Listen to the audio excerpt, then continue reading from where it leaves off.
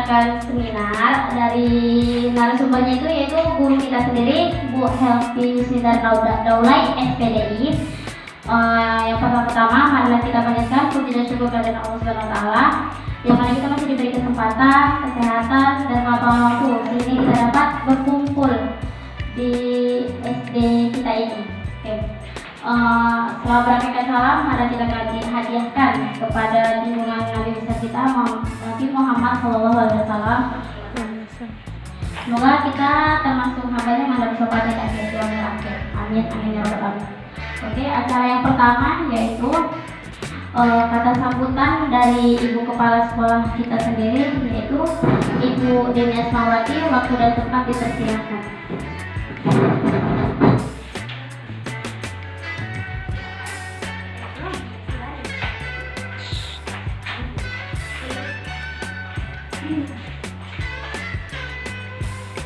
Assalamualaikum warahmatullahi wabarakatuh. Yang saya hormati Ibu yang hadir pada siang hari ini.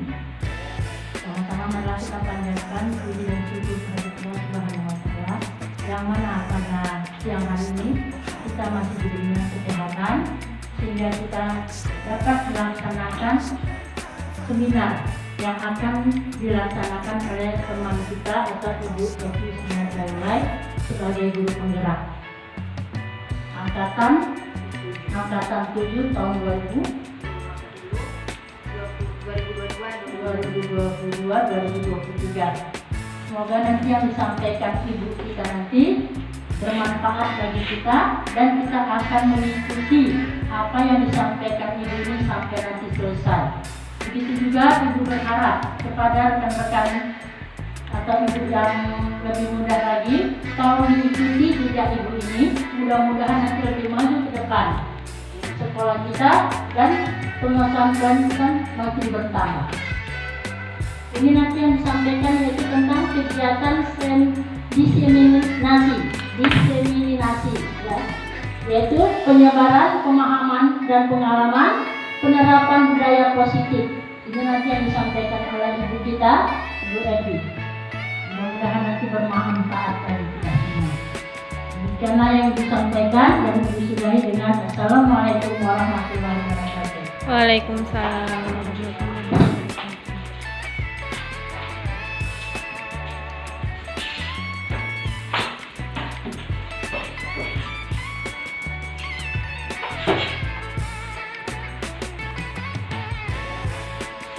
Baiklah, kita masuk ke acara selanjutnya, yaitu acara penyampaian materi oleh Ibu Evi. Waktu dan tempat dipersilakan.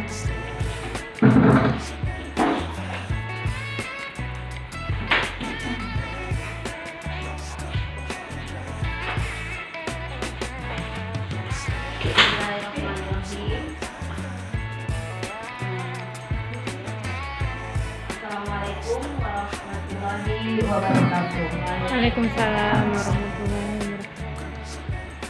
Selamat siang, salam sejahtera bagi kita semua. Yang saya hormati Ibu Kepala Sekolah dan yang saya hormati para Dewan Guru, rekan sejawat, guru-guru hebat yang ada di SD Negeri 10 di 441 Pematang Gunung. Nah, pada kegiatan hari ini adalah merupakan diseminasi atau penyebaran pemahaman dan pengalaman penerapan budaya positif. Ini merupakan tugas saya sebagai CGP Angkatan 7 di modul 1.4. Di sini saya bukan seperti banyak ilmu ya ibu-ibu, bukan saya yang lebih tahu, tapi kita di sini adalah berbagi pengalaman dan saling tukar pendapat. Tujuannya untuk apa? Ya untuk kebaikan dan kemajuan sekolah kita ke depannya.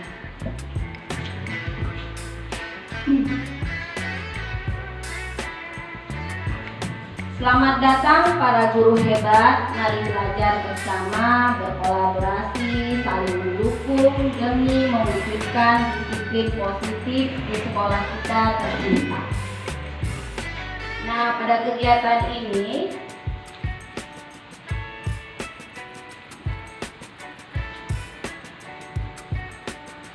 ada konsep inti budaya positif yang nantinya akan satu persatu kita kupas ya Ibu. Yang pertama adalah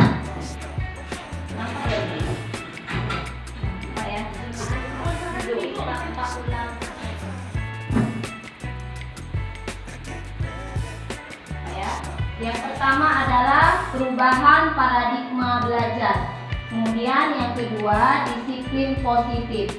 Yang ketiga, yang pertama perubahan paradigma belajar. Yang kedua, disiplin positif. Yang ketiga, kebutuhan dasar manusia. Yang keempat, motivasi perilaku manusia. Yang kelima, 5 posisi kontrol restitusi. Yang keenam, keyakinan kelas. Yang ketiga, segitiga restitusi. Nah, inilah poin-poin yang akan kita bahas.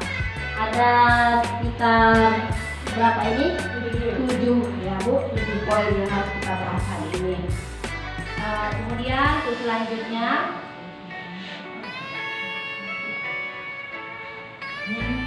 ya.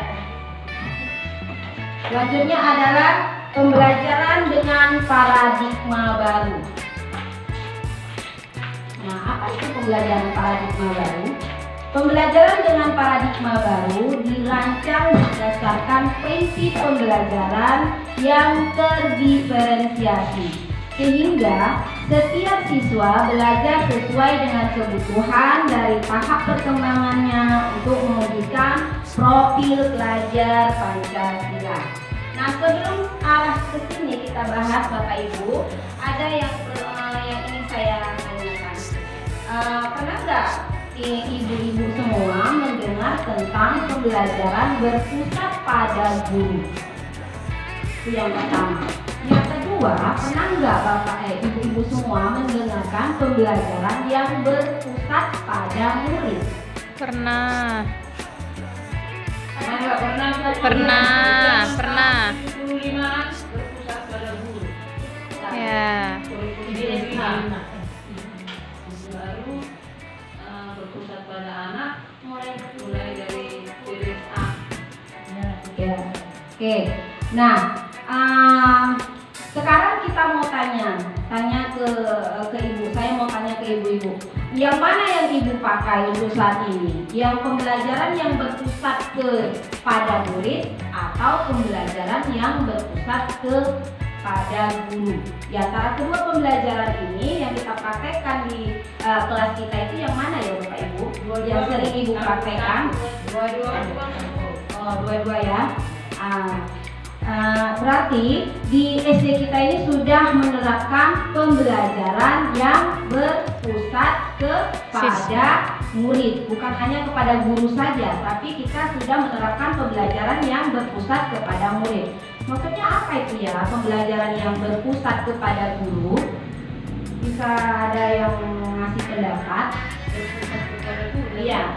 Yang berpusat kepada guru seperti apa ya Bu? Berarti guru yang hanya sebagai sumber informasi. Iya, benar sekali. Kemudian yang berpusat kepada murid? Siswa yang mencari informasi. Iya. Nah, kalau dia berpusat kepada guru, berarti dia satu arah. Guru itu sebagai penceramah dan muridnya itu cuma hanya mendengar saja. Berarti di sini ada kata tidak aktif, ya kan Bu? Nah, berarti tidak aktif. Tapi kalau dia berpusat kepada murid, berarti siapa yang lebih aktif di situ? Siswa. Ya, benar sekali Bu.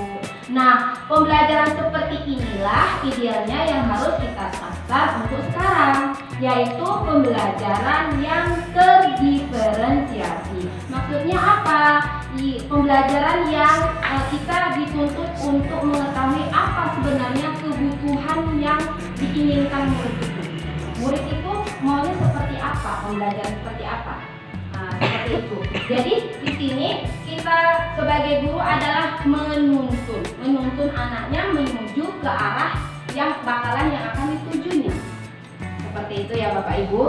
Nah, jadi kita diharapkan harus lebih bijak untuk memilih media yang sesuai untuk anak-anak didik kita.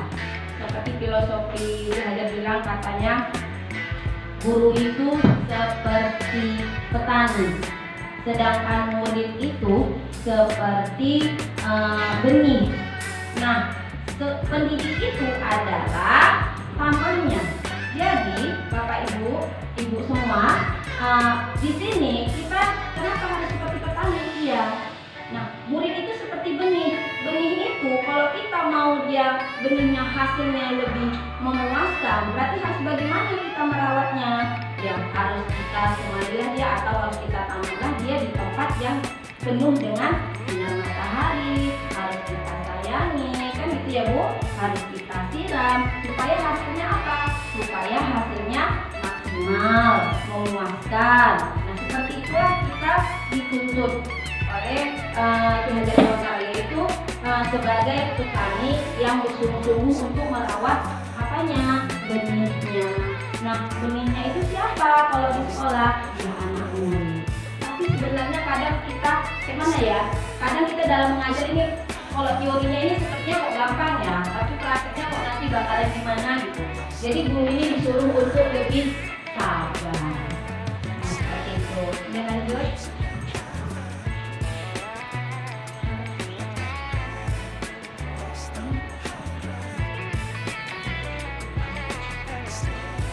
Oke, selanjutnya, perlukah disiplin positif diterapkan di sekolah kita?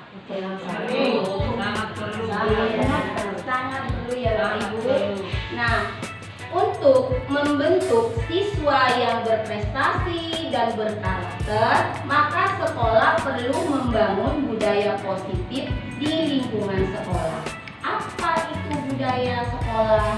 Budaya sekolah itu tradisi sekolah yang tumbuh serta berkembang sesuai dengan spirit dan nilai yang diajarkan di sekolah.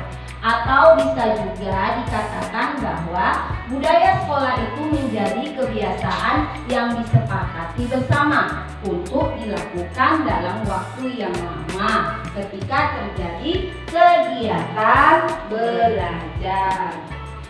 Ketika ibu-ibu mendengar kata disiplin, yang terlintas di pikiran ibu-ibu itu, disiplin itu seperti apa ya?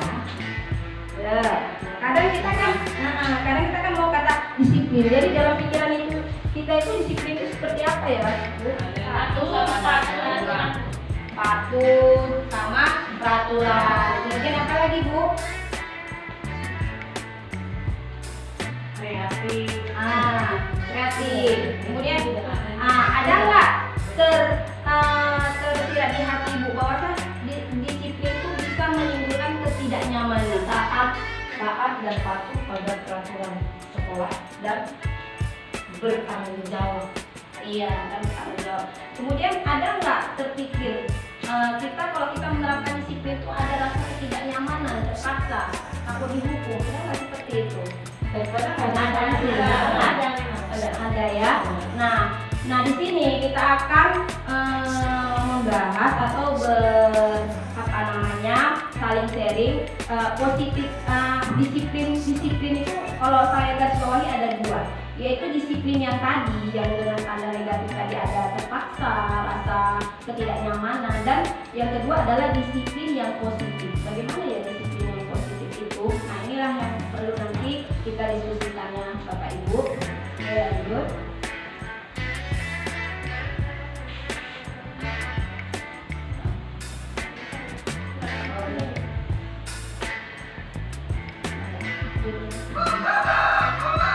Disiplin positif. Dalam budaya kita, makna kata disiplin dimaknai menjadi sesuatu yang dilakukan seseorang pada orang lain untuk mendapatkan kepatuhan. Tadi patuh. Kita cenderung menghubungkan kata disiplin dengan ketidaknyamanan. Kadang kita disiplin tapi rasa ketidaknyamanan ada dalam hati kita ya. Kadang takut nanti ditegur, takut dimarahin, kan seperti itu. Contohnya kemarin baru yang Bu kepala nggak datang ini kok terlambat saya datang ini kayak mana yang lain, nah masalah tiket kan gitu ya kan. Berarti kita belum merasa ada rasa dari hati kita untuk melaksanakan tiket itu. Cuma sekedar untuk mentaati peraturan saja kan gitu. Nah, jadi Dalam disiplin harus ada juga unsur pemaksaan untuk supaya taat kepada peraturan dan aturan terhadap disiplin itu. Kalau tidak ada pemaksaan, ya tidak akan bisa berjalan disiplin yang positif yang kita lakukan. iya. Tidak berada juga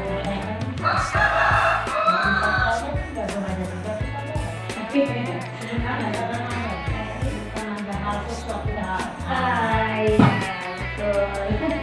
Nah, karena tadi kadang ini murid kita ini kan dia kalau kita buat suatu peraturan disiplin dia supaya disiplin kan ada rasa dianya takut nanti kena hukum. Misalnya oh ini harus kuku bersih kan gitu ya kan, harus kuku bersih ya kan gitu.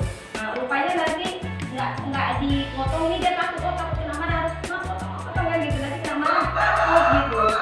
Nah seperti inilah yang harus kita hilangkan. Bagaimana dia bukan karena takutnya, tapi karena memang dari hatinya.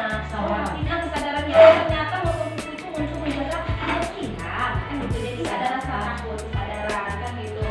Nah sebagai pendidik tujuan kita adalah menciptakan anak-anak yang memiliki disiplin diri sehingga mereka bisa berperilaku dengan mengacu pada nilai-nilai kebajikan universal dan memiliki motivasi intrinsik bukan ekstrinsik. Jadi ya seperti saya bilang tadi, anak-anak itu dianya untuk disiplin itu karena ada pengaruh luar. Iya, eksternal, ekstrinsiknya dari luar, bukan dari dalam dirinya. Nah tugas kita guru lah untuk supaya bagaimana ya anak ini menerapkan disiplin tapi karena dari dalam, dari internal dirinya, dari intrinsiknya kan seperti itu. Disiplin positif merupakan salah satu cara penerapan disiplin yang bertujuan untuk menumbuhkan kesadaran serta memberdayakan anak untuk melakukan sesuatu tanpa sogokan. Kadang ada juga kan Bu, misalnya kalau anak TK ya, ayo baris rapi kan gitu ya kan, data rapi buka bintang. Berarti dia menerapkan disiplin karena ingin dapat bintang dari guru. Nah tiba-tiba kalau seandainya si guru tadi tidak hadir, diganti sama guru lain, disuruh baris kecamuk. Karena udah biasa guru tersebut yang pertama tadi memberikan sogokan karena ada kasih sesuatu, makanya dia mau. Nah tugas kita inilah untuk menumbuhkan nilai-nilai universal internal dalam dirinya itu, kesadaran dia harus ternyata harus seperti ini. Lanjut.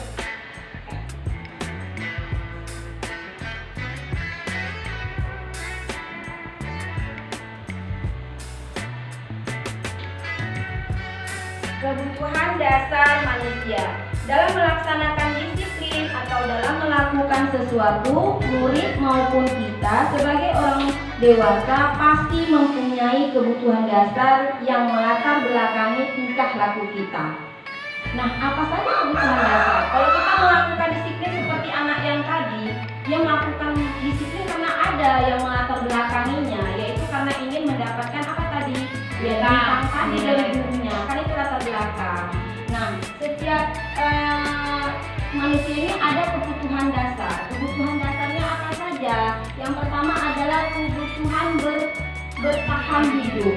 Nah, kebutuhan bertahan hidup ini berkaitan dengan sandang, pangan, papan, makan kita, pakaian kita, tempat tinggal kita. Nah, kemudian kebutuhan kasih sayang dan rasa diterima. Nah, rasa diterima bagaimana? Ada kasih sayang bagaimana ya? Ini sekali ya kan Bu? Kalau kita di lingkungan kita, kita ingin kawan-kawan kita itu menerima kita, saling menghargai kita, menyayangi kita, kan seperti itu ya kan? Memang itulah kebutuhan dasar kita. Kemudian yang berikutnya adalah penguasaan, ingin berkuasa. Nah, kemudian kebebasan. Nah, kemudian kesenangan. Nah, ini anak itu kalau di dalam kelas, kenapa dia kok bisa ya anak itu susah diatur? Karena ada ya Bu ya, dia anak itu susah diatur karena apa? Oh ternyata dia tidak terpenuhi kebutuhan kasih sayangnya. Ada anak yang capek cari perhatian, ya kan? Cari perhatian dia sama gurunya. Nah itu kenapa? Ya karena kebutuhan dasarnya tidak terpenuhi. Jadi kalau kita kebutuhan dasar kita tidak terpenuhi, perilaku kita akan menyimpang. Nah seperti itu juga anak-anak murid kita. Nah, jadi guru itu harus tahu apa ya kebutuhan yang tidak terpenuhi dalam dirinya. Kemudian nih, kok kesenangan kan ada ya Bu ya. Anak-anak itu sukanya bermain. Anak kelas 6 aja contohnya membawa dia misalnya Bu, di dalam tadi. Nah, dalam kelas ternyata dia ternyata kebutuhan kesenangannya. Dan bisa jadi dia kebutuhan ininya tadi kasih sayang. terpenuhi di rumah. Iya, tidak terpenuhi. Mungkin di rumahnya dia kurang kasih sayang atau bisa jadi ya kan. Jadi dia mencari kasih sayang dari siapa? Dari gurunya kan gitu ya. Nah itulah yang menyebabkan anak itu bisa menyimpang perilakunya. Makanya harus juga ditumbuhkan kepada anak itu nilai-nilai kepercayaan diri, bahwa dia harus percaya apa yang diajarkan disiplinkan oleh gurunya. Dia harus percaya kepada guru tersebut. Bagaimana cara guru tersebut menumbuhkan nilai-nilai kepercayaan diri itu dalam sendiri supaya dia patuh dan taat terhadap disiplin tadi, maka itu semua pasti akan terjadi. Iya, betul sekali. Nah inilah dia. Jadi kita sebagai guru ini bukan menggurui ya Bu, cuma seperti inilah modul pembelajaran kami.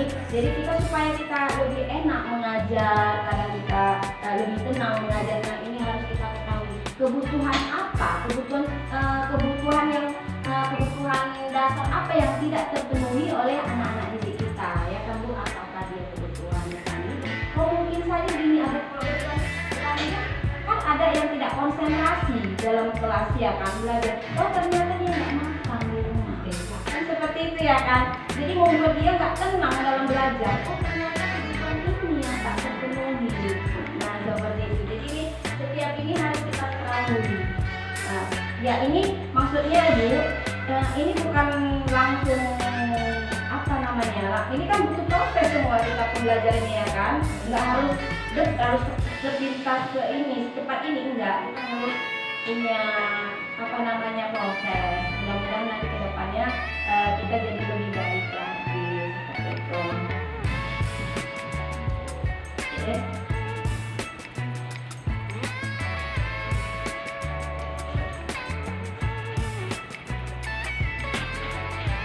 Motivasi perilaku manusia.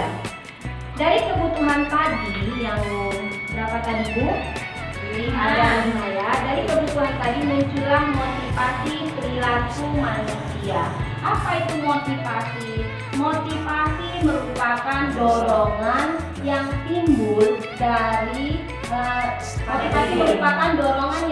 pada diri seseorang secara sadar atau tidak sadar untuk melakukan suatu tindakan dengan tujuan tertentu. Nah, motivasi berarti dorongan. Oh saya ingin melakukan ini, motivasinya apa? Kan gitu. Saya mau melakukan sesuatu, apa ya motivasinya? Jadi motivasi itu ada 3. Yang pertama adalah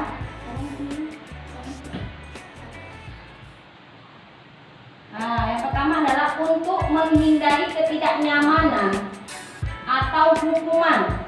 Nah, murid melakukan disiplin diri karena ia takut dihukum. Nah, itu yang mendorong dia melakukan disiplin tadi. Yang pertama dia untuk menghindari ketidaknyamanan atau untuk menghindari hukuman, dapat hukuman dari gurunya. Jadi dia pun patuh kan gitu. Berarti kalau seperti ini motivasi yang dari eksternal. Eksternal itu berarti dari luar kan gitu. Kemudian yang kedua adalah motivasi untuk mendapatkan imbalan dari orang lain atau institusi. Nah murid itu melakukan sesuatu karena mendapatkan hadiah, ingin mendapatkan hadiah, gitu ya kan Bu? Makanya dia disiplin, nurut ya sama gurunya. Nah ini murid, kalau murid seperti ini berarti dia adalah motivasi eksternal, dia dari luar. Nah, kemudian yang ketiga adalah untuk menghargai diri sendiri. Murid melakukan disiplin diri karena sadar akan nilai-nilai kebajikan dirinya, nilai yang ada dalam dirinya. Nah, ini disebut dengan motivasi internal. Nah, inilah Bu yang kita inginkan. Tujuan kita di sini, yaitu disiplin positifnya di sini. Dia harus melakukan atau mengerjakan disiplin itu karena dalam diri, internal diri, bukan eksternal diri. Nah, contohnya misalnya kayak piket, ya. Nah, piket, melakukan piket. Seperti tadi ya, kami kan kita buat keyakinan kelas. Keyakinan kelas itu yang pertama adalah melaksanakan piket. Dia melaksanakan piket pagi itu pernah saya agak terlambat, kan gitu. Jadi ibu dia bilang tuh, Bu Evi, anak-anak kalau udah megang sapu tanpa disuruh bengak-bengok, kan gitu ya kan. Itulah dia dari dalam diri. Padahal selama ini kan Bu, sebelum saya belajar tentang ini kan paling saya bilang gini, nah ambil sapu, saya duduk, saya duduk kan gitu ya kan, ambil sapu, saya jadi ibaratnya gini, nggak mengajak dia kan gitu. Oh ternyata anak-anak seperti itu, kalau kita suruh dia membersihkan apa, kita ikuti, ikut serta, kita mengajarkan, oh harus seperti ini kan gitu. Jadi muridnya itu pun ikut kan gitu ya kan Bu. Nah begitu kita tanamkan dalam hati anak murid itu, ini kamu tanggung jawabnya kan gitu. Kamu sudah dikasih ibu tanggung jawab apa, tiket, berarti kamu harus bagaimana, baru kerjakan supaya ada saya agak terlambat, ternyata udah pegang sapu. Berarti itu motivasi apa yang ada dalam diri dia, bukan karena guru yang harus memerintah, tapi karena kesadaran diri dari internal dia mau sendiri membersihkannya. Nah, tapi itu juga butuh proses ya kan Bu. Nggak semuanya gampang seperti kita membalikkan tangan langsung anak-anak itu terbentuk kan gitu. Kita butuh kesabaran. Ya kita juga sebagai model ya harus kita tunjukkan kan gitu, seperti itu. Makanya kita manusia ya pasti banyak kekurangan ya kan ya. Seperti itu. Kira-kira motivasi Bu Evi yang kegiatan itu yang tidak unsur Bu Evi jelaskan di dalam diri ibu tuh sebagai motivasi yang mana? Iya, ini pertanyaan bagus ya. Karena kan ibu kan sekarang sudah jadi guru penggerak. Iya. Jadi kan harus bergerak lebih cepat. Iya. Di dalam diri ibu lah, ini lah ya. Iya. 3 motivasi yang ibu jelaskan tadi, ibu termasuk salah satu motivasi yang mana? Iya. Pertama sekali, jujur saja ya. Pertama sekali kita itu ya inilah dia untuk mendapatkan apa? Imbalan dari orang lain atau institusi kan gitu ya kan. Ini maksudnya dalam hal apa ini Bu Kiki? Ikut guru penggerak ya, ini. Tapi setelah kita mempelajari itu harus kita luruskan pemikiran itu. Seperti itu. Kalau rezeki itu ya pasti ada kan yang datang ya. Kalau kita berbuat kebaikan yang datang pasti apa? Kebaikan kan kita apa yang kita tanam ya itu yang kita tuai kan gitu ya kan. Nah jadi sekarang ini kalau bisa saya harapkan semuanya kita disinilah arahnya ya kan. Kita menjalankan disiplin itu karena apa? Karena dalam diri, bukan dari luar diri, luar ataupun eksternal, tapi harusnya internal seperti itu. Apa namanya ini apa ya ibu bukan mengajari ya. Jadi kan ibu tadi kan kayak di dalam piket, kan? Itu kan yang tinggi. Jadi kalau di kelasnya gimana lah? Sementara kan piket tadi dibilang kalau konser fisik udah dibilang, jadi kan harus cara ngarikan konser dari 1, 2 lah udah.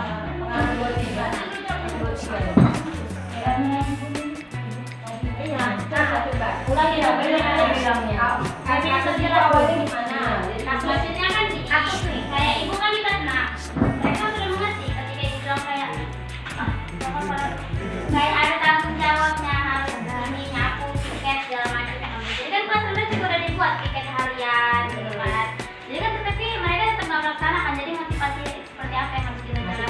kita terangkan. Ibu jelaskan nanti Iya, ya. terima kasih Bu. Nah, kalau hanya di kelas rendah itu satu-satunya motivasi yang bisa diberikan anak itu gurunya contoh. Contoh. Guru. Nah, kalau anak rendah itu guru kesadaran ya. Karena anak itu belum mengerti, belum itu kali mengerti. Jadi kalau kita ayo nak, ibu pegang satu sambil nyanyi, maka orang itu pun bergerak untuk bergerak. Nggak boleh asal perintah saja. Hanya perintah aja. Nah, kalau bilang kutip sampai sementara kita pun nggak bekerja, jadi anak-anak pun yang mana? Nah, tapi kalau seandainya kita turun, kita ambil sapu, kemudian kita bekerja sambil kita bernyanyi, sambil kita ikut anak-anak semangat. Ya, bagaimana anak-anak itu Pasti melaksanakan. Saya Kita itu bukan aja. pikiran menambahkan ya Bapak Ibu ya kan? Ya, itu aja. Menambahkan Bu, Iya. sebenarnya paling mudah diatur dari kelas 1, 2, 3. Kenapa? Mereka tuh masih takut sama gurunya gitu kan. Masih patuh. Tapi kalau udah kelas tinggi, ya dia sendiri kondisinya itu bagaimana. Lebih mudah yang diatur tuh kelas rendah. Itu tadi kita harus ikut serta. Sama ya dengan kelas tinggi Bu Kiki. Kelas tinggi itu contohnya juga gurunya juga. Iya. Karena yang ditakuti mereka umumnya guru duluan. Iya. Karena itu mereka hadapin. Coba kau bilang, ayo kau ambil sapu, cepat dia ambil sapu. Coba kau bukan gurunya. Ayo nak, kita bujuk-bujuk pun noleh. Itulah anak zaman sekarang. Anak zaman apa? Anak Gurunya tuh nggak diapain lagi. Dia kok jangan apa? Terima kasih untuk semuanya, masing-masing tetap semangat.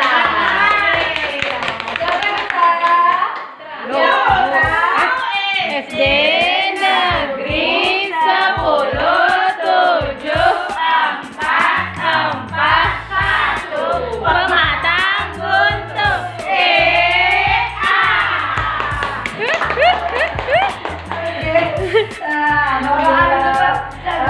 Iya, ternyata ya walaupun usianya kan masih tetap semangat. Terima kasih masukan dari Kepala Sekolah, dari Ibu Siti, dan pertanyaan dari Ibu Nining. Terima kasih, jadi makin semangat kita untuk mengikuti kegiatan hari ini.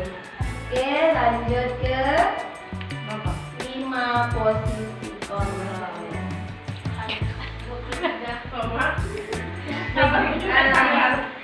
Kita lanjut ke mana nih Bu Nining?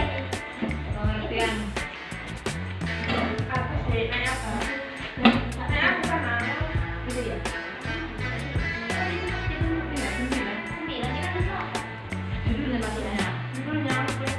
Ciri-ciri pendekatan restitusi. Kata restitusi ya.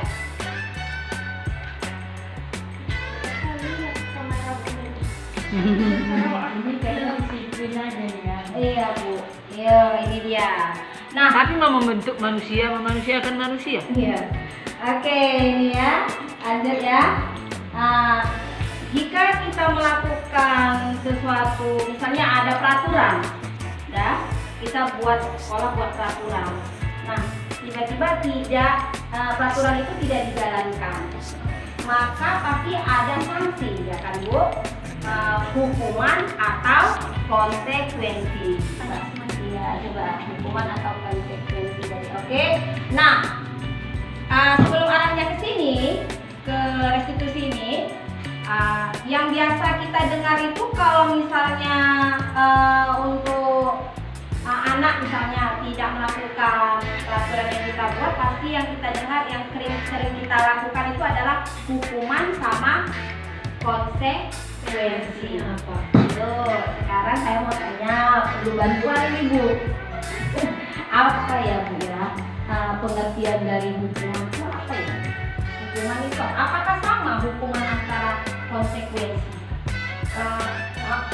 Kalau saya bilang konsekuensinya misalnya yang sama sih, cuma pengucapannya ya beda tidak, cuma pengucapannya beda.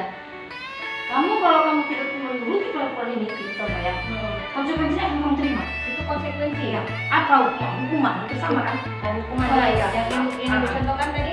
Ya itu kan dilakukan. Konsekuensinya apa? Hukuman lah. Berarti hukuman apa? Hukuman diterapkan untuk supaya itu, maka saya bilang tadi, bagaimana caranya ada disiplin itu ada paksaan, harus ada unsur pemaksaan.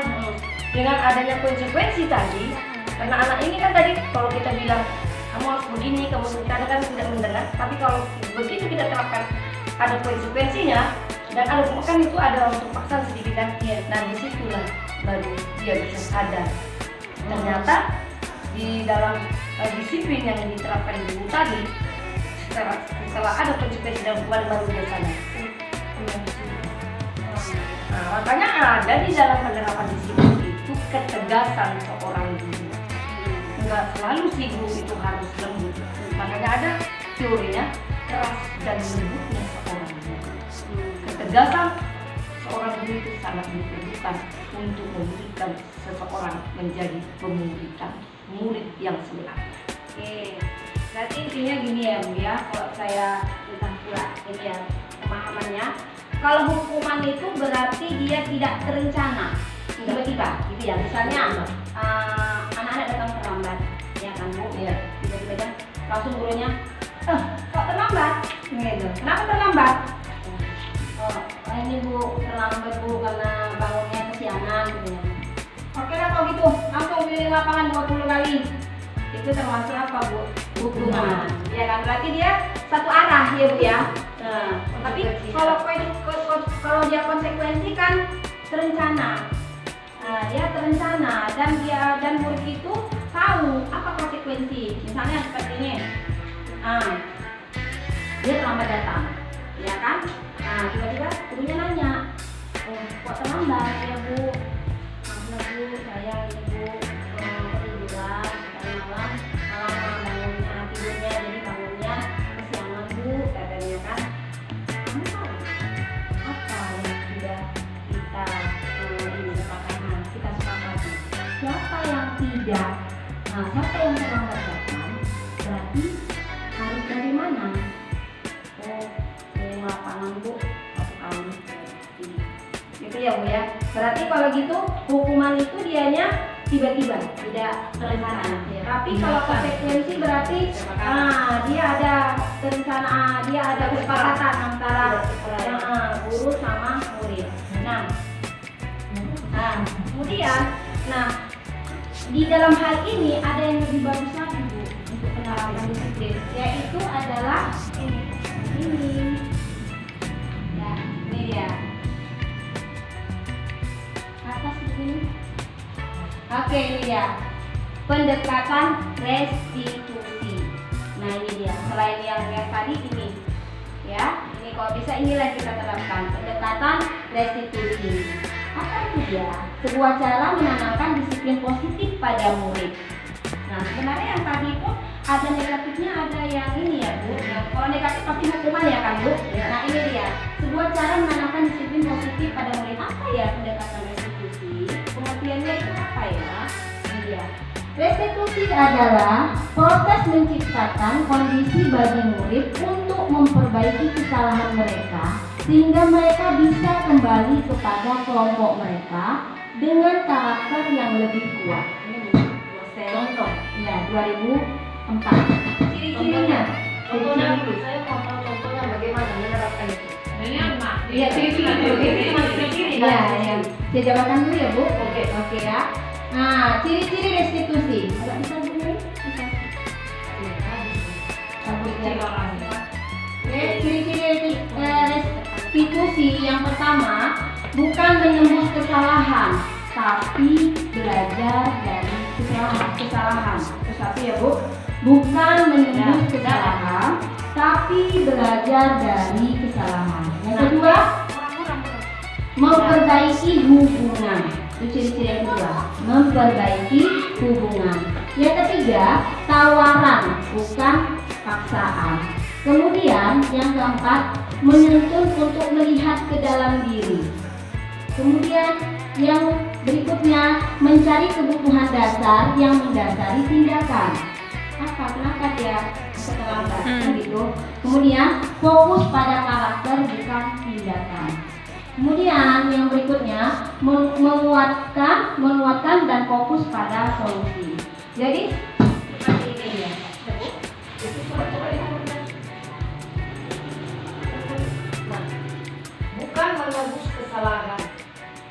belajar dari besar.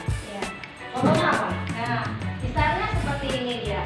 Ada anak terlambat tadi ya Bu ya, terlambat. Oke, lalu kita tanya ke dia, kenapa ya nak kok terlambat? Kan gitu. Nah, kemudian dia berkata, oh saya Bu tadi malam kan Bu, saya tidurnya kelamaan.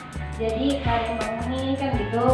Nah, jadi ya kesiangan lah Bu katanya. Jadi kita tanya, kita bukan langsung memarahi. Oh kamu salah kan gitu. Kalau itu kan jadi hukuman. Ya. Nah, tapi kita apa? Menurut kamu nak, kan gitu. Menurut kamu, kalau kita terlambat ke sekolah, itu bagus apa enggak? Sesuai enggak yang kita yakini, disiplin yang kita buat di sekolah kita? Kan gitu ya kan Bu? Jadi kita tanya ke dia, itu sesuai enggak? Oh ternyata dengan cara tidak langsung dia berpikir, tidak Bu, kan gitu ya kan? Nah, tidak Bu, enggak sesuai. Nah, kalau enggak sesuai harusnya bagaimana ya? Kayak gitu. Kamu harus bagaimana? Nah, dia berpikir lagi. Yaudah Bu, nanti saya ini cepat tidurnya supaya bisa bangun ini, bangun tepat waktu. Nah, kalau seandainya kamu juga nanti terlambat bangun juga udah tepat tidur, udah cepat tidur tapi terlambat juga bagaimana? Ya udah Bu, nanti mama dulu. Nah, kan gitu dia ya. Jadi ada minta bantuan ke orang lain. Jadi dengan cara begitu dia anak itu mendorong kita untuk dia berpikir untuk mencari memperbaiki kesalahan bukan karena kita Bu, bukan karena kita mengajar kamu harus seperti ini, kamu harus ini kan enggak. Tapi dia mencari solusi pada dirinya kan gitu. Oh saya ternyata harus seperti ini, bangunnya tidurnya harus cepat supaya bangunnya apa namanya tepat waktu. Nah seperti itulah yang dimaksud dengan resolusi tadi. Jadi kesadaran diri yang kita keluarkan. Oke, ini ya, ini tadi ya Bu. Nah, ini ada identitas gagal. Kalau hukuman berarti identitas gagal, ya kan Bu? Iya, iya. Itu tidak perlu lah kalau bisa kita terapkan di sekolah kita. Kemudian, identitas sukses itu apa saja? Ya ini tadi konsekuensi sama restitusi. Bawahnya, ini bawahnya. Nah kalau yang hukuman negatif, kalau konsekuensi netral, nah inilah dia yang Positif. restitusi positif. Oke lanjut. Oke, semangat. Masih siap Bu.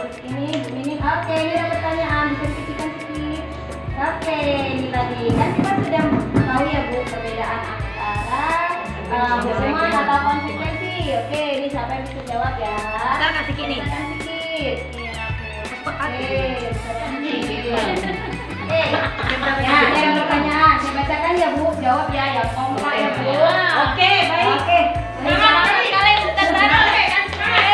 Mencatat 100 kali di dalam buku kalimat, saya tidak akan terlambat lagi karena terlambat ke sekolah. Ini termasuk hukuman atau konsekuensi? Jawab ya Bu, nanti ya. Kemudian lari mengelilingi lapangan basket 2 kali karena terlambat hadir ke sekolah.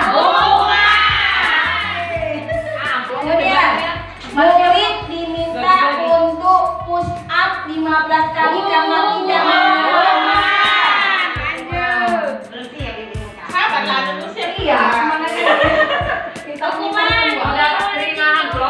menggantikan kertas tugas teman yang telah dicoret-coret. Itu hukuman. Hukuman adalah apa konsekuensi? Mengganti. Ya, menggantikan kertas tugas. Oh, siapa yang jawab hukuman? Mari saya. Iya, ini maksudnya ulangi lagi. Ulangi lagi, oh. Menggantikan kertas tugas teman yang telah dicoret-coret. Siapa yang jawab hukuman? Aduh, ada Siapa yang jawab konsekuensi?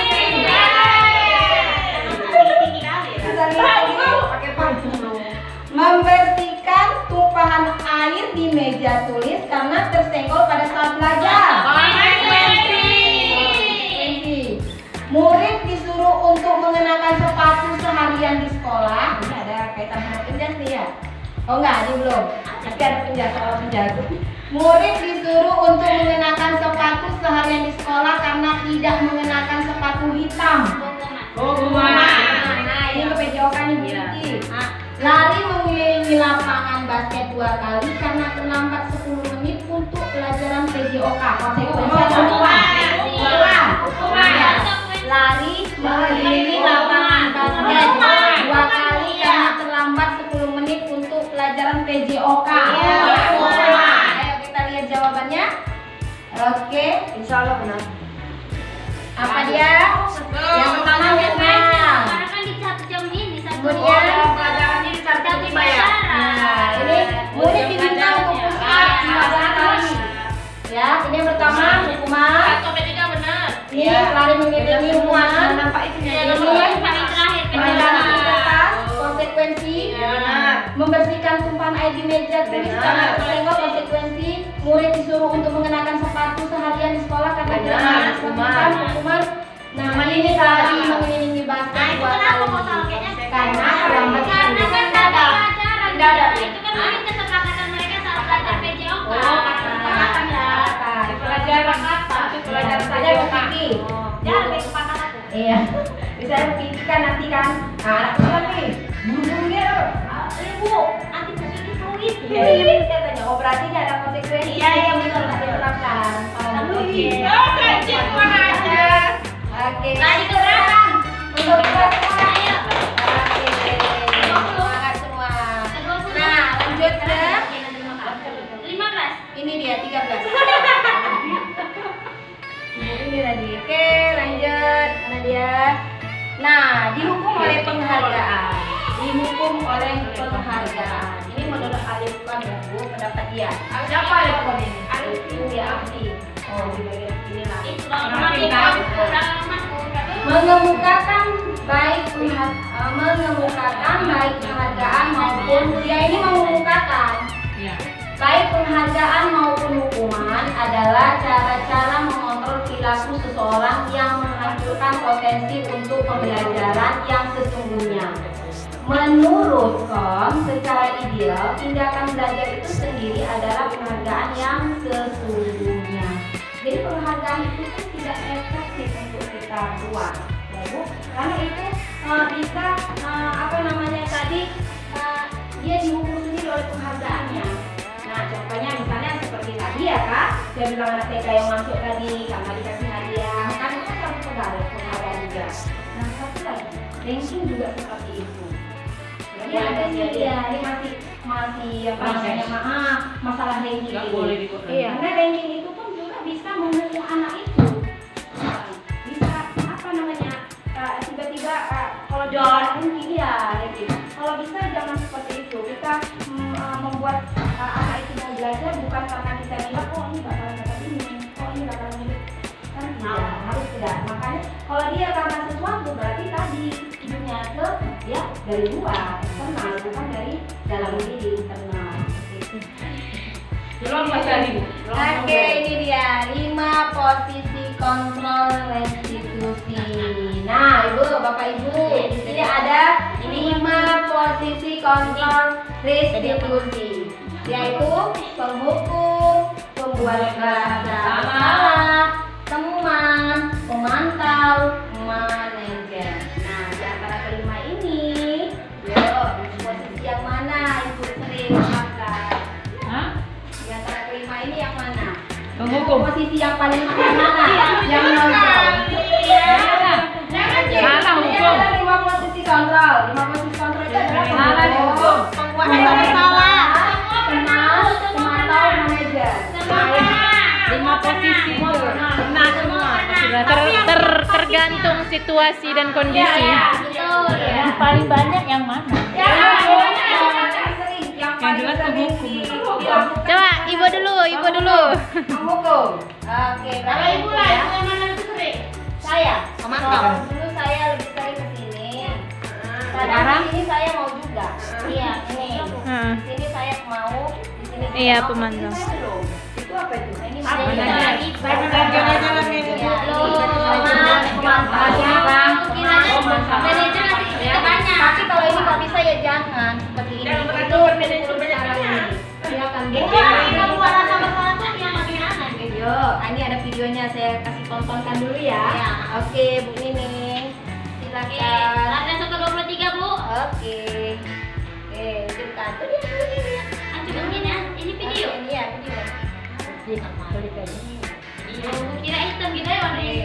ya kehidupan.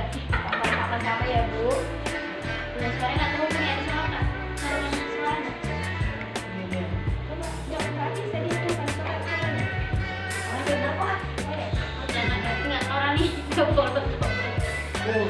Maren, Mereka ini. tunggu ini kamu. Jadi sini. Selalu penonton. Selalu terlambat. Kamu deh pasti terlambat. Maaf Bu, saya Apa? Apa coba? Alasan kamu apa lagi? Hidup kami. Kamu tidak terlambat. Malah sekalian kamu jadi anak. saya Dasar pemalas. Gak kapok-kapok sih kamu. Sudah berapa kali terlambat? Sana, kamu keliling lapangan basket 2 kali. kenapa saya harus ke lapangan basket Bu? Kenapa? Kamu melawan ibu. Berani-beraninya jawab. Sudah terlambat, masih berani jawab pula. Sekarang, keliling lapangan basket 5 kali sekalian. Biar kapok. Cepat. Pergi sana ke lapangan basket. Nah ini dia.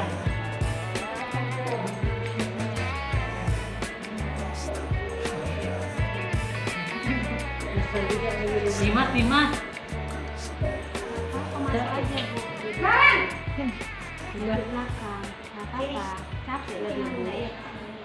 Apa ini Bu? Naren. Kamu kenapa terlambat lagi, nak? Ya Tuhan, Naren. Kamu senang ya bikin ibu susah ya? Kalau kamu terlambat lagi, nanti ibu yang ditegur bapak kepala sekolah, nak. Iya, sampai dia tidak bisa membina kamu. Aku ya. Duh, gimana ini? Makasih nggak pernah Maaf Bu, Duh, Gusti Naren. Kamu suka ya kalau ibu bisa Mulai, sekolah?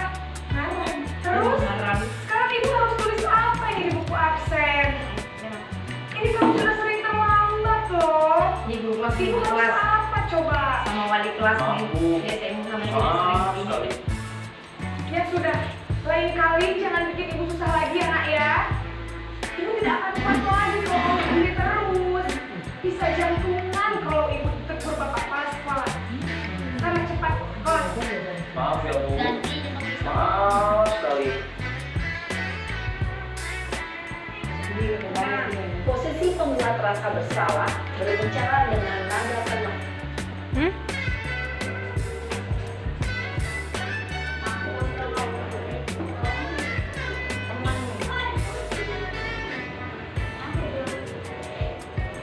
Maren, Ketahuan lagi dia terlambat. wah sudah jam berapa ini nak? Terlambat lagi ya sayang. Rehat ini anaknya. Saya Bu. Kamu malah dijauhin kamu. Kamu bukannya anak yang larinya paling kencang. Kok terlambat sih? Iya Bu, saya memang terlambat bangun tadi. Jadi biarpun saya lari kencang, tetap nggak kekejar Bu. Ya sudah sana. Nanti lain kali larinya lebih kencang lagi ya. Biar gak terlambat lagi. Bikin dengan ibu. Nanti kamu jangan terlambat lagi ya. Bisa kan? Bisa lah Bu. Ya sudah sana masuk kelas. Ibu beresin urusan absen kamu. Kamu ini ada-ada saja.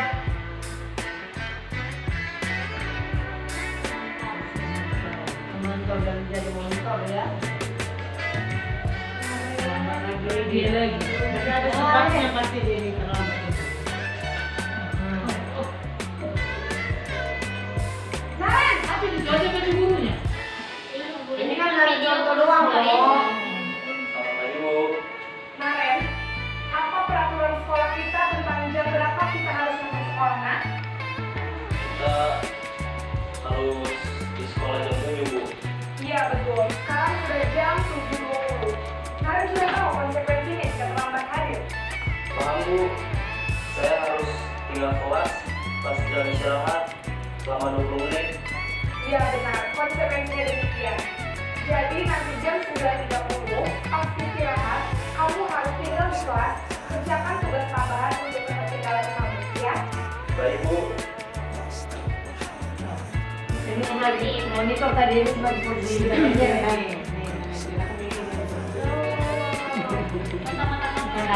kok.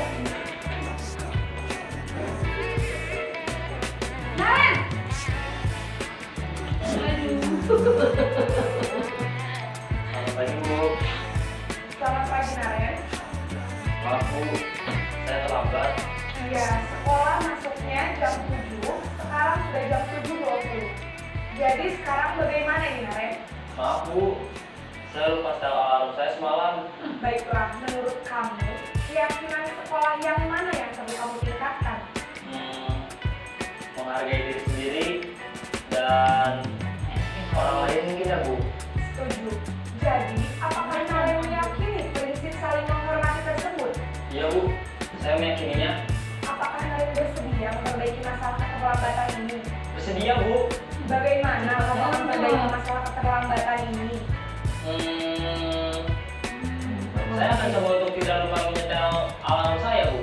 Baik, kalau Naren lupa menyetel alarm di rumah, ada orang yang kira-kira bisa bantu mengingatkan tidak? Ada Bu, kakak saya, Kak Emma. Ada lagi selain Kak Emma? Selain Kak Emma, ada ibu saya. Baik, jadi yang mengingatkan Naren adalah Kak Emma dan ibu kamu, ya. Kira-kira akan mulai alarm kapan nih, Naren? Setelah pulang sekolah, akan segera saya lakukan. Baik, jadi Naren akan setel alarm untuk bangun besok pagi dan akan diingatkan oleh kakak dan ibunda Naren, ya. Ada lagi yang mungkin perlu dilakukan, Naren, agar tidak terlambat bangun lagi. Tidak ada Bu. Baik, Naren, terima kasih untuk kerjasama kamu. Sekarang kamu boleh kembali ke kelas untuk belajar. Baik Bu, terima kasih. Bapak Ibu, sudah dilihat tadi ya kan video sebenarnya tentang 5 posisi kontrol. Nah, sebaiknya untuk menerapkan disiplin positif yang ada di sekolah kita ini, posisi apa yang idealnya kita buat Bapak Ibu untuk mengontrol anak kita untuk menerapkan budaya positif, yaitu posisi manajer. Kalau kita gunakan posisi hukuman, ada dampaknya, yaitu apa? Karena didendam, ya kan? Dia teringat. Contohnya kita aja ya kan Bapak Ibu, kalau kita dihukum sama guru kita, karena ini udah umur 43, tapi kita pasti masih bisa menceritakan waktu kita sekolah dulu seperti apa guru kita saat kita. Kan seperti itu, berarti dia apa? Dendam. Enggak dendam lah Bu, cuma mengingat aja. Nah, mengingat, ya Bapak, ya Bu. Nah, mengingat apa ya sakitnya tadi, membekas di hati kan gitu. Jadi ya untuk menciptakan profil-profil Pancasila ya seperti inilah kita, yaitu menggunakan 5 posisi kontrol yang paling efektif adalah posisi manajer. Selanjutnya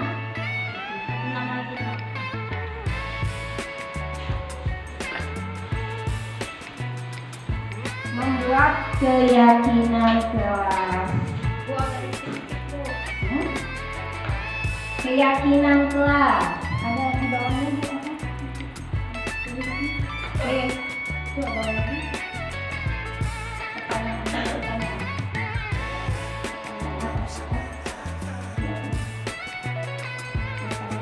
Ini. Keyakinan kelas.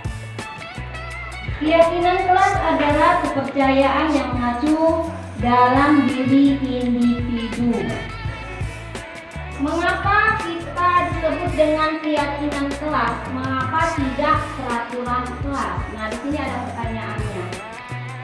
Mengapa kita memiliki peraturan tentang penggunaan helm pada saat mengendarai? Mengapa kita memiliki peraturan tentang penggunaan helm pada saat mengendarai kendaraan roda 2 atau motor? Kenapa kita harus pakai helm? Supaya apa? Melindungi kepala. Kepala. Lagi supaya jangan kena muka. Ini apa? Mematuhi peraturan. Ini apa lagi Bu? Ada lagi? Kalau kita pakai helm, kalau kita berkendara itu di jalan raya harus pakai helm supaya apa ya Kak? Ya, kehujanan, melindungi. Berarti untuk keselamatannya kan Bu? Keselamatan. Mengapa kita memiliki peraturan tentang penggunaan masker dan mencuci tangan? Kenapa harus waktu pandemi kemarin kita itu harus disuruh kita mencuci tangan, lagi-lagi mencuci tangan, kemudian pakai masker supaya apa? agar tidak tertular COVID. Berarti intinya kesehatan.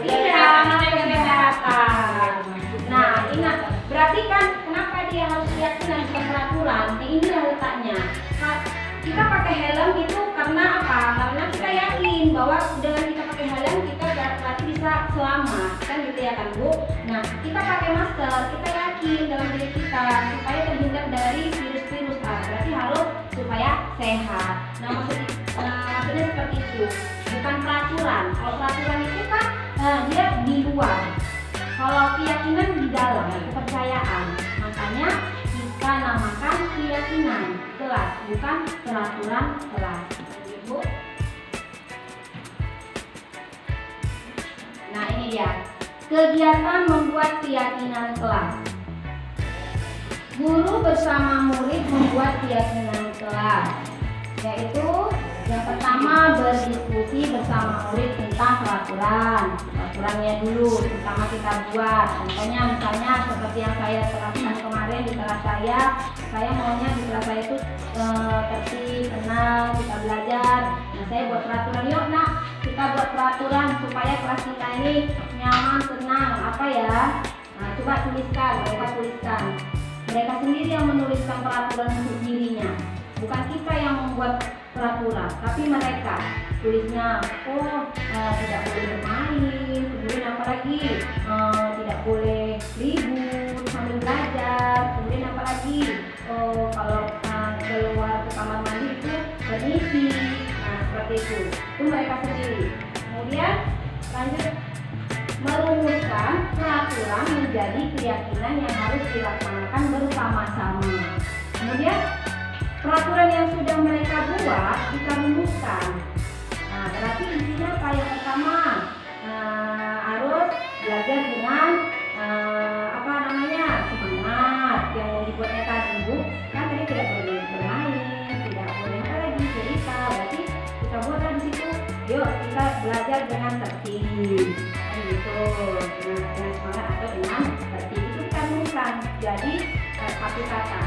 Kemudian kegiatan yang tadi antara murid dan guru kita sudah kita rumuskan menjadi satu keyakinan, kemudian kita tempelkan ke diri. Jadi ini maksudnya apa ya? Kita tempelkan ke diri. Misalnya ada di kelas saya belum saya tempelkan tapi sudah saya buat. Kami diskusikan tiket. Nah, salah satunya melaksanakan tiket. Nah, termasuk juga yang abstrak ya. Tentang tiket, ya kan Bu? Mereka misalnya ada kasus tadi kayak apa nggak tiket, ya kenapa nggak tiket? Alasannya saya lihat ya, tapi menurut kita itu nggak cocok karena mau jajan tapi nggak tiket, berarti kan kurang tanggung jawab, benar nggak? Sesuai nggak dengan keyakinan yang kita buat tadi lah, ini jadi patokan untuk kita supaya mendisiplinkan anak gitu. Bisa nggak keyakinan kelas ini dibuat dalam apa yang banyak ini? Enggak. Dia kalau bisa dia keyakinan itu dia simple, mudah diingat. Nah, kayak gitu. Jadi gini Bu, kalau kita buat keyakinan dalam kelas kita, nah ini bisa kita buat keyakinan sekolah kita. Karena apa Bu? Kalau murid itu kan mendengarkan omongan guru ya kan Bu? Kalau guru lain nggak didengar, apalagi itu kepala sekolah. Kalau kepala sekolah berkata Ibu ini tadi saya nyuruh nggak direngges katanya ya kan? Yang direnggesin apa? Gurunya kan gitu. Jadi ini ibaratnya kita ini apa kita kedepannya setelah tempat ini kalau bisa kita buatlah keyakinan di kelas kita masing-masing mendisiplinkan anak gitu. Jadi kita buat, kalau udah kita buat keyakinan, nanti jadi keyakinan sekolah kita. Jadi kita record, jadi kita kompromikan itu. Oh, keyakinan sekolah itu seperti ini. Itu juga keyakinan kelas kita. Jadi mendisiplinkan anak itu masing-masing ininya, gurunya meyakininya. Kalau gitu, apa perbedaan keyakinan dan peraturan? Nah, tadi kalau keyakinan ibarat kayak tadi Bu, saya bilang kalau pakai helm itu kita yakin kita pakai helm itu kenapa? Karena untuk supaya selamat. Pakai masker itu apa?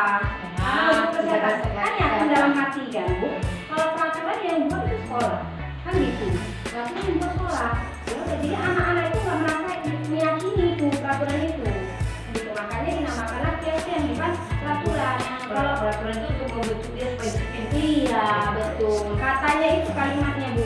Coba menjadi keyakinan. Keyakinan itu supaya dia itu gampang kita mendisiplinkan anak itu. Kalau dia itu yakin dan percaya, kan gitu. Tentang kesehatan tadi, disiplin tadi gunanya untuk siapa, kan gitu. Jadinya. Oke. Lanjut. Oke, ini dia. Bagaimana pembentukan keyakinan kelas? Jadi abstrak dan akan ibu peraturan berupa pernyataan universal. Itu adalah bentuk positif. Kata-katanya sedikit saja dan mudah diingat. Anak-anak itu bisa mengingatnya kan Bu. Kemudian sesuai dengan kondisi kelas.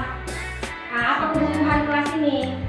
Itu sesuai kebutuhan kelas. Kemudian atau sekolah agar mudah diterapkan. Semua warga kelas sekolah dilibatkan saat membuat. Jadi kalau dalam kelas ya saya kan dalam kelas anak-anak semuanya mereka buat satu-satu. Saya korek ini apa namanya sobek kertas buat masing-masing buat untuk ini. Baru kita rangkum jadi satu. Jadi ini dia bentuk keyakinan yang kami semangat diskusikan sama anak-anak, contohnya misalnya berlaku, bersikap jujur, kan anak-anak suka bohong ya kan Bu? Nah, belajar dengan semangat, biar semangat. Nah itu saling membantu dan menghargai, selalu menerapkan 5S: senyum, sapa, salam, sopan, santun. Kemudian apa? Bertanggung jawab, mengerjakan tugas, tiket. Terakhir, saling menjaga kebersihan dan keindahan. Jadi dia kalau udah seperti ini di dalam kelas, di luar kelas pun seperti itu diterapkan. Kemudian ya ini dia segitiga restitusi. Oke, segitiga restitusi. Apa itu ya segitiga restitusi? Bagaimana guru menanggapi jika ada murid berbuat salah? Tanggapi kesalahan muridnya dengan 3 langkah segitiga restitusi. Kalau ada murid kita berbuat salah, melakukan misalnya tidak tiket, nah kita bisa menggunakan segitiga restitusi ini. Yang pertama, menstabilkan diri kita. Kita ini kata-katanya itu, kalimatnya itu adalah kita semua akan melakukan hal yang terbaik yang bisa kita lakukan. Kemudian validasi tindakan yang salah. Semua perilaku memiliki alasan. Kemudian menanyakan keyakinan. Kita semua memiliki motivasi internal. Ini maksudnya apa? Ini seperti guru BP Bu. Kalau di SMP ada ya Bu ya? Ada.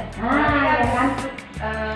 Restitusi ini adalah untuk mengharapkan murid atau siswa memperbaiki kesalahan. Nah, iya itu dia. Jadi ibaratnya kalau guru itu sebenarnya bukan hanya guru kita ini, bukan hanya guru kelas aja. Kita juga harus bisa menjadi guru BP-nya juga. Jadi Teman curhat. Iya, teman curhatnya. Jadi kalau anak-anak itu melakukan kesalahan, tindakan kita bagaimana? Kita kan jadi kita nanti di depan kawannya yang lain tidak boleh seperti itu. Itu sama dengan kayak mana ya? Mempermalukan diri. Mempermalukan diri. Anak kelas 1 aja kan, kelas 2 pasti atau kelas 4 aja kan punya rasa seperti itu ya kan, minder dia sepertinya kalau kita langsung ini. Tapi kalau kita panggil dia, kita tanya dia, kita sharing, kita validasi dia, misalnya itu apa sih? Dan misalnya dia melakukan kesalahan, oh ibu juga pernah melakukan kesalahan seperti itu. Ibu nggak mencari kesalahan kamu, kan gitu ya kan? Nah, kita ini kan dia kita stabilkan. Kemudian apa? Validasi tindakan yang salah. Nah, semua perilakunya itu kan karena ada yang tadi Bu, 5 kebutuhan dasar tadi ya kan tidak terpenuhi kan gitu. Nah, ujung-ujungnya apa? Keyakinan kelas. Contohnya sama keyakinan kelas yang kita buat, nah kan gitu ya kan, kita sadarkan dia akan dengan pertanyaan kita itu Bu, dia mencari sendiri jawabannya. Jadi nggak kita yang harus mengaturnya, dia yang mengatur dirinya, dia tahu dia dirinya. Nah, seperti dia mandiri dia kan Bu. Nah ini contoh misalnya ini bawahnya ini. Nah ini ada kegiatan masuk, kami buat video ini tentang tiket kelas.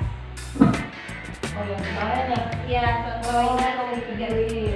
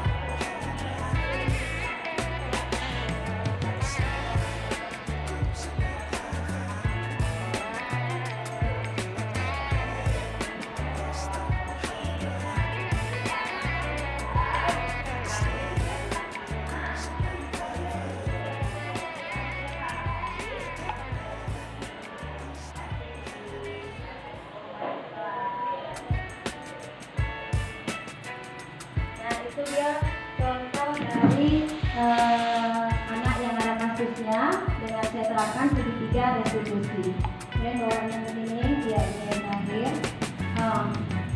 Dalam penerapan program disiplin positif, hendaknya guru memiliki standar kepribadian, profesional, dan sosial yang baik, di mana guru mampu merefleksi pada posisi kontrolnya saat ini. Bagaimana perjalanan dirinya sebagai seorang among? Kita disebutkan among ya Bu, among anak-anak kita. Posisi manajer yang menuntun murid-muridnya menjadi insan yang mandiri, merdeka, dan bertanggung jawab. Itu standar nasional pendidikan. Semoga sesi belajar kita hari ini membawa manfaat sehingga dapat mewujudkan murid yang memiliki karakter profil belajar Pancasila yang ayo Bu, apa itu? Berkarakter disiplin. Pelajar Pancasila beriman dan bertakwa pada Tuhan Yang Esa dan berakhlak mulia, berkebinekaan moral, gotong royong mandiri, kreatif dan bernalar kritis. Oke, terima kasih Bapak Ibu. Berarti Ibu, intinya dari semua pertemuan ini, dari judul di atas tadi apa? Disiplin, budaya, penerapan, jadi semua itu positif. Itu tidak terlepas dari budaya kita. Karena memang itu adalah budaya. Saya kembalikan kepada Ibu Nining.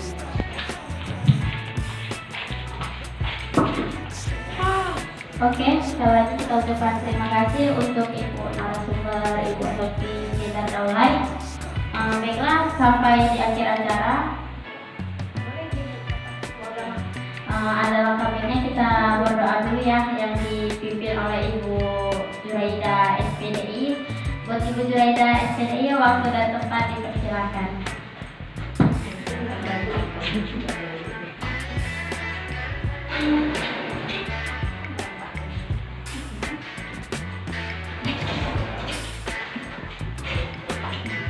Baiklah, ibu-ibu, mari kita sama-sama berdoa berserah diri kepada Allah menurut agama dan keluarga kita masing-masing. A'udzubillahi Bismillahirrahmanirrahim. Alhamdulillahirabbil alamin. Wassalatu wassalamu ala asyrofil anbiya'i wal mursalin wa ala alihi wa sahbihi ajma'in. Allahumma ighfir lana dzunubana wal walidayna warhamhuma ma rabbayani shaghira wa li jami'il muslimina wal muslimat wal mu'minina wal mu'minat bi rahmatika ya arhamar rahimin. Ya Allah ya Tuhan kami berterima kasih kepadamu ya Allah. Kami dapat berkumpul di ruangan yang sederhana ini, di desa ini, di desa 10741, di mana tadi teman kami Ibu Hesti Daulay begitu panjang lebar menyampaikan kepada kita, memberikan pengalamannya tentang guru penggerak kepada kita semua. Mudah-mudahan kita semuanya sedikit banyaknya dapat mengambil hikmah dan manfaatnya segala apa yang disampaikan oleh Ibu Daulay. Sedikit banyak kita dapatlah menambah wawasan kita sehingga dapat kita memajukan sekolah SD yang tercinta ini, yaitu SD 10741. Semoga SD kita semakin jaya. Amin. Dan saya akhiri, wassalamualaikum warahmatullahi wabarakatuh.